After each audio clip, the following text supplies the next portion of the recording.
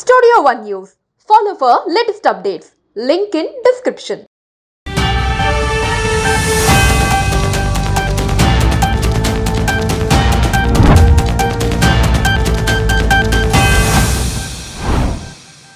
శ్రీ గురుభ్యో నమః.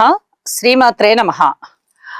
మా స్టూడియో వన్ న్యూస్ ప్రేక్షకులందరికీ ధన్యవాదాలు తెలియజేస్తూ, యుద్ధ భేరి మోగినట్టే లెక్క.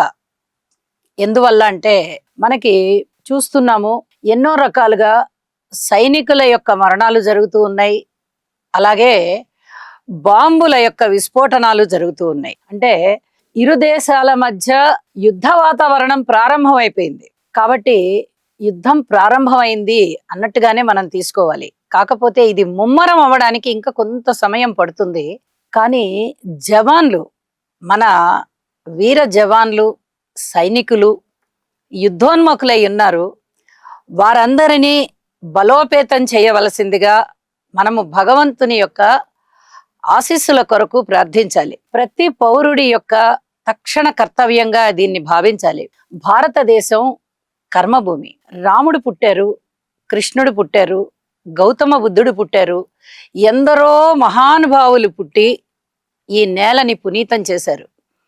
ఇక్కడ జరిగేటటువంటి యుద్ధాలు ఏవైనా కానివ్వండి, అవి పొరుగు దేశాలతో కానివ్వండి, లేదా అంతర్యుద్ధాలు కానివ్వండి, ఏవైనా కూడా దైవ ప్రార్థనల వల్ల ఖచ్చితంగా సమసిపోతాయి లేదా విజయాన్ని సాధిస్తాయి.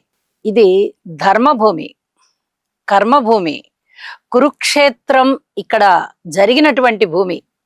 కాబట్టి ఇది ధర్మభూమి అని చెప్పి మనము ప్రగాఢంగా నమ్ముతూ ఉంటాము.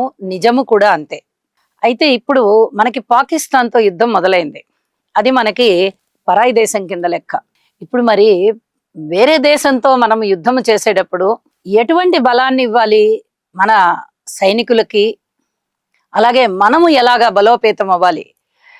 ఇక్కడ అంతర్యుద్ధం అనేది ఉండకూడదు. ప్రజలలో ఐకమత్యం ఉండాలి. అలాగే సరిహద్దుల్లో మన సైనికుల్ని, మన యొక్క ఆర్మీ గ్రూప్ ఎవరైతే ఉన్నారో మొత్తం వాళ్ళందరినీ కూడా మనము బలోపేతం చేసే విధంగా మన యొక్క ప్రార్థనలు ఉండాలి, మన యొక్క మనస్సంకల్పం ఉండాలి. ఇందుకు గాను ఒక మంత్రం మనకి జ్యోతిష శాస్త్రంలోనే చెప్పబడింది. మనకి మైథలాజికల్ గా చెప్పాలంటే విష్ణుమూర్తి చాలా యుద్ధాలు చేశారు, ప్రతి యుద్ధంలోనూ గెలిచారు, శత్రు సంహారం జరిగింది. ఆ కాలంలో అయితే రాక్షసులు అని చెప్పి, దేవతలు రాక్షసులు అని చెప్పి మనము విభజించి మాట్లాడుకున్నాం. కానీ ఇప్పుడు అలాంటి పదాలను విభజించడానికి లేదు. పొరుగు దేశంతో మనకి ఇప్పుడు ఒక వాగ్వివాదం వచ్చింది. అది పెరిగి పెరిగి పెరిగి యుద్ధానికి దారితీసింది. ఇక్కడ మనము విష్ణుమూర్తిని స్మరించాలి. మనది ధర్మభూమి, కర్మభూమి అని నమ్ముతున్నాం కదా. కాబట్టి ఈ విష్ణుమూర్తి యొక్క అవతారాలు, దశావతారాలు కూడా మనకి ఇక్కడ జరిగి ఉన్నాయి ఈ భారతదేశంలో. అలాగే విజయాలు చేకూరి ఉన్నాయి. ప్రజలందరూ ఐకమత్యంతో ఉన్నారు. ఎప్పటికప్పుడు ఆ భగవంతుడి దయ వల్ల దుష్టుల్ని శిక్షించే విధంగా, శిష్టుల్ని రక్షించే విధంగా దుష్ట శిక్షణ, శిష్ట రక్షణ జరుగుతూ ఉంది. ఇప్పుడు కూడా మనము అదే మంత్రాన్ని ప్రజలందరూ చక్కగా మనస్ఫూర్తిగా మన యొక్క సైనికులకి విజయం చేకూరేటట్టుగా, భారతదేశం ఈ యుద్ధం నుంచి కాపాడబడేటట్టుగా, బలోపేతం అయ్యేటట్టుగా, విజయం చేకూరేటట్టుగా మళ్ళీ తిరిగి మనం ప్రార్థనలు చేసేటటువంటి సమయం ఆసన్నమైంది అని చెప్పి తెలియజేస్తూ, ఇప్పుడు ఆ ప్రార్థనని మనము తెలియచెప్తున్నాము. ప్రతి పౌరుడు కూడా తమ యొక్క ముఖ్య కర్తవ్యంగా ఈ యొక్క మంత్రాన్ని స్మరించవలసిందిగా సూచన. అలాగే వీలైనంత మందికి దీనిని మీరు షేర్ చెయ్యండి.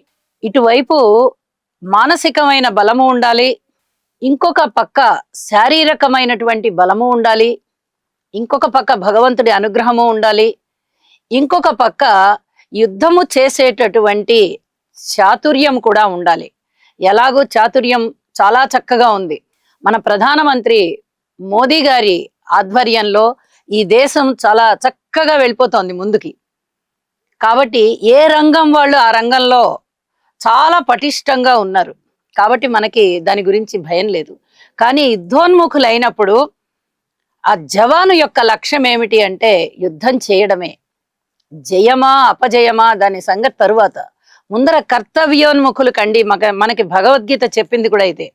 కాబట్టి ఇక్కడ మనము మొత్తం అన్నిటినీ ఒకసారి గుర్తు చేసుకుంటున్నాము. అలాగే భగవంతుడికి ప్రతి ఒక్క పౌరుడు కూడా ఏమి ప్రార్థన చేయాలి అనే దాన్ని కూడా మనము ఈ పురాణాల నుంచి తీసుకున్నటువంటి శ్లోకాన్ని తెలియచెప్పుకుంటున్నాము. తప్పనిసరిగా చెయ్యండి. దేశ జవానులందరూ కూడా తిరిగి కర్తవ్యోన్ముఖులవుతారు, బలోన్ముఖులవుతారు, యుద్ధోన్ముఖులవుతారు, విజయం సాధిస్తారు. ఓం నమో భగవతే మహాసుదర్శనాయ వాసుదేవాయ అమృత కలశ హస్తాయ సకల భయ వినాశాయ సర్వ రోగ నివారణాయ త్రిలోక పతయే త్రిలోక నిధయే ఓం శ్రీ మహావిష్ణు స్వరూపాయ ఓం శ్రీ శ్రీ ఔషధ చక్ర నారాయణాయ నమః.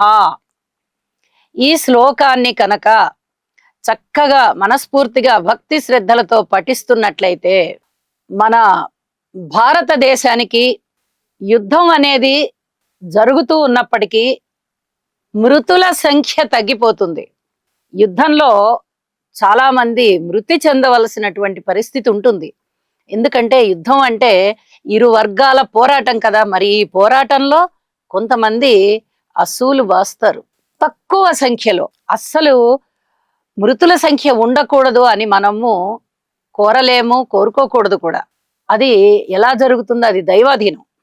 కానీ ఆ మృతుల సంఖ్య పూర్తిగా తగ్గిపోయే విధంగా ఉండాలి. సర్వే జనా సుఖినో భవంతు అని మనము మనస్ఫూర్తిగా కోరుకుంటూ సైనికుల యొక్క క్షేమం కొరకు ఈ యొక్క ప్రార్థనని రోజుకి వీలైనన్ని సార్లు మనం పఠించినట్లయితే భగవంతుని యొక్క అనుగ్రహం ఈ భారతదేశం మీద ఉంటుంది అని చెప్పి మనస్ఫూర్తిగా తెలియజేస్తూ సర్వే జనా సుఖినో భవంతు.